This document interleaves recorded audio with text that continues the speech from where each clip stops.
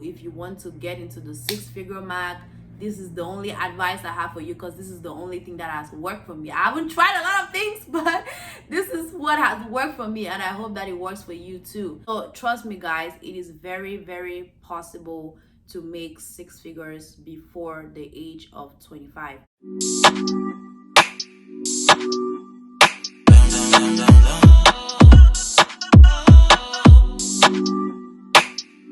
Hi everybody, my name is Rita May, and you're welcome back to my YouTube channel. If this is your first time stopping by, do not forget to hit the subscribe button.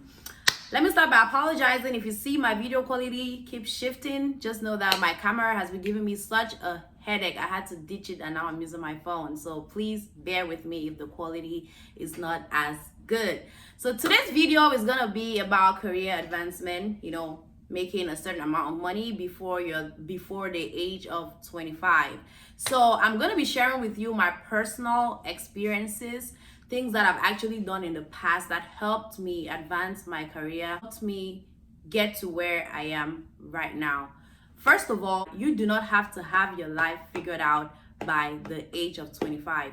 I know the society has made it in a way that if you're 25, you're supposed to have your dream job, you're supposed to be married with babies and all that. But if that is not the case for you, sweetie, honey, it is totally and completely okay to not have your life figured out by the age of 25. But guess what? You can have your life figured out by the age of 25. So I'm just going to tell you some of the things that I did, my personal experiences, how I got to where I am today, and the things that I did. And if you feel like it's something that you can also do, then feel free to do that. If you have any more questions, you can ask me in the comments down below and I'll answer them. First of all, I'm going to start by telling you guys what I do. So basically, I'm in the engineering field, computer engineering to be precise, and I do work in a corporate field. I do work a 9-to-5 job. So I just want to get this out of the way, because I know a lot of people say that for you to be able to make a lot of money, you have to be an entrepreneur. Not everybody was born to be an entrepreneur. And by the way, if you want to become an entrepreneur,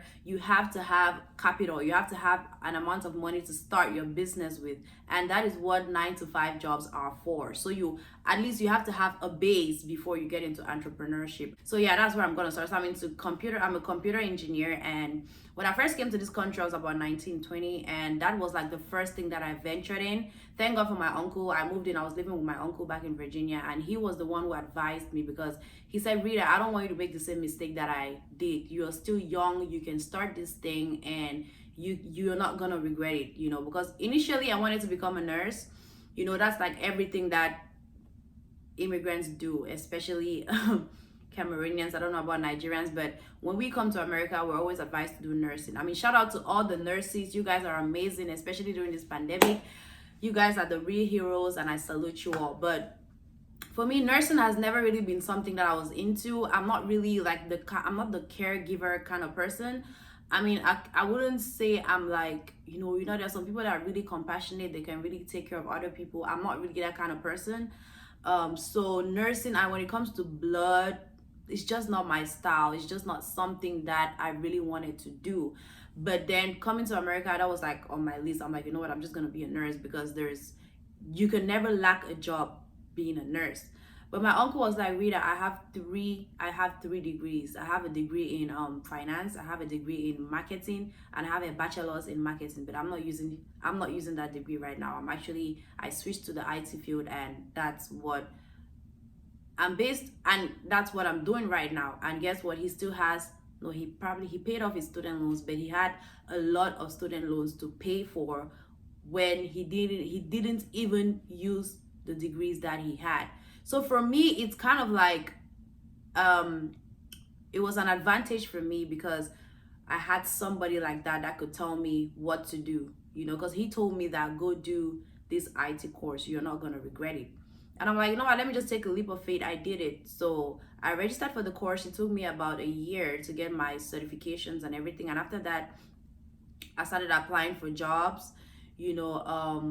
Before then, I was working in retail. So I guess I had some time to study. I only worked about 30 hours a week, and I had to go to school twice a week. So I had more time to study. And when I studied, I was like, I still have my notebook from school where I wrote there that my first job, I just wrote $50 an hour. That was my motivation, because the field, what I studied, if you want to know more about what I studied, I actually did a video about this. I'm gonna put the link up or down. I don't know how YouTube works, but yeah, I'm gonna put the link somewhere so you guys know. It's like the first video that I ever did for my YouTube channel. So if you wanna know more about how I got into this field, you can go watch that video and get more insight. But yeah, so on my notebook, I actually wrote $50 an hour. So that was like my motivation. I'm like, when I get a job, this is how much I'm gonna make. So that actually motivated me to study hard, to work hard. So trust me guys, it is very, very possible to make six figures before the age of 25. A first disclaimer for you guys: making six figures is not a lot of money. Yes, I said it. No one is gonna tell you that, but making six figures is actually not a lot of money. I mean, I can do like a whole video about this if you guys want, like the misconceptions that people have about making six figures, like having a six-figure income.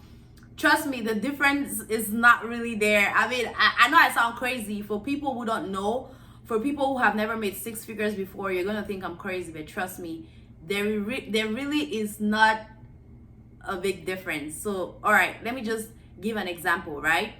If you make 100K a year, do you know how much is your actual income, like your own money? That is your money. If you make $100,000 a year, you make, your actual money is $60,000. That's the truth. I'm not even talking about, I haven't even taken away money for your bills, insurance, or whatever. I've just taken out taxes, and that depends on what state you are in. Like in Texas, maybe in the East Coast, they will slice taxes from your money. I mean, making six figures, it gets you into another tax bracket. And when you get into another tax bracket, that's how much you get to pay higher. And you don't get to benefit from a lot of government grants like stimulus checks, student grants, like money for you to go to school. Like currently I go to school right now. I'm trying to further my education in IT, and guess what? I have to pay out of pocket because FAFSA for some reason thinks that I have a lot of money, which I do not have. And you guys know how expensive the educational system is in America. So right now I can literally say I'm broke because I pay a lot of money for school, and I get no assist, and I don't want to take a loan. That's the thing. I don't want to pay. I don't want to be going to school thinking that, oh, I have to pay this loan. So you know what? I'm just like, you know what? I'm just going to cut down on my expenses.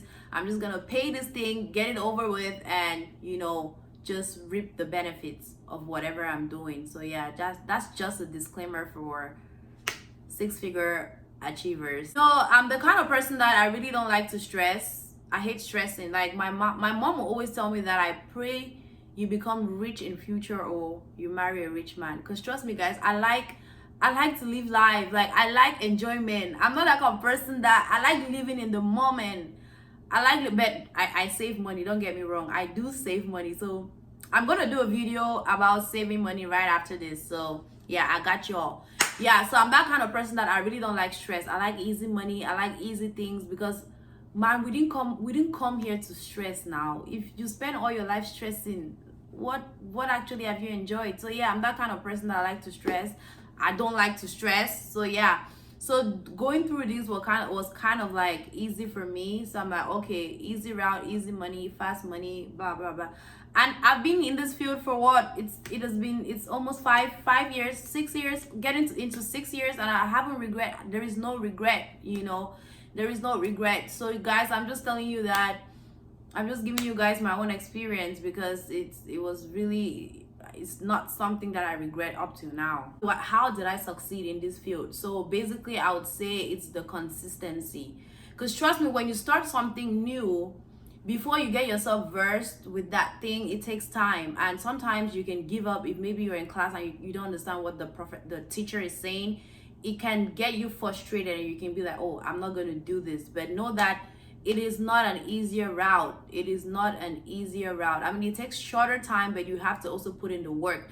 You also have to be consistent, especially when it comes to looking for a job. You have to be consistent. You have to always apply, especially apply to jobs that you actually have to go fill all your life history, because there's some jobs that they'll ask for your resume and they will still ask you to list what you've done. So I'm like, okay, this thing's on my resume, why are you still asking me to fill this out? Those are the jobs that you should go after, because a lot of people do not fill out that information, so that increases your chances. So personally, I feel like I'm just gonna tell you guys that whatever it is that you're studying in school, I'm not saying drop out of school, whatever it is that you're studying in school, take it seriously. When you're making your decision of what you're going to study, please make sure that you're going to benefit from that in the long run. If you choose to go and study let's say biology in school, ask yourself, what is this biology degree going to do for me? If you have plans of becoming a doctor or working in the lab, good, that's good, but don't just go do something that you're not sure about or you haven't done your research about. So whatever it is that you're doing,